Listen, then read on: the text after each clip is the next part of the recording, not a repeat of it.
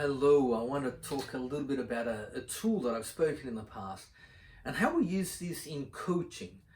The idea about coaching is to transform ourselves to be the best version we can, and we do that with various tools that involve neuroplasticity of the brain and working on our mind and the limbic system. And so the idea is to create a better state. And so a takeoff part, like a foundation of this, is to understand that every emotion is composed of a triad of three things. And these are, number one, focus. Number two, it's two in one, language and meaning. And number three, it's your physiology. So how do we use that? How do we get that? So if we know that every emotion, whether it's a negative emotion or a positive emotion, every single emotion has got these three components, when we can identify what they are, we can then start changing one of them. And by changing each one, if it's a negative one, we can then change it to a positive state. So for example, if I'm feeling frustration, and there's a story I'm telling myself and I'm focused on it, my language, self-language is negative, the meaning I give an event, was just changing the physiology and telling that same story while I'm dancing.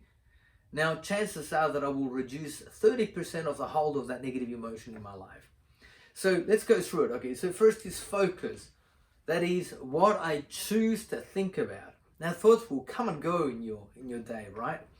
And I love that illustration. Some of you might have heard that you might allow, a bird to sort of just sit itself on your shoulder or on your head for a moment. It might be a photograph moment, but you wouldn't allow a bird to make a nest on your head, right?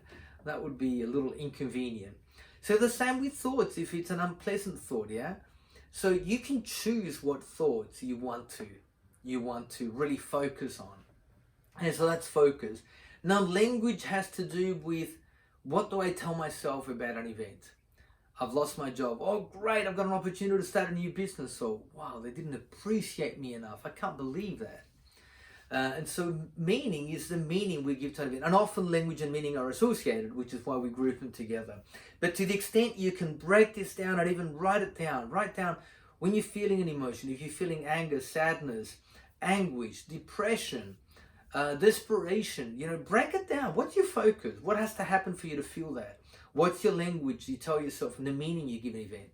And last, what's your physiology? Different people do different emotions in a different way. I know a good friend who does curiosity like this. That's his physiology.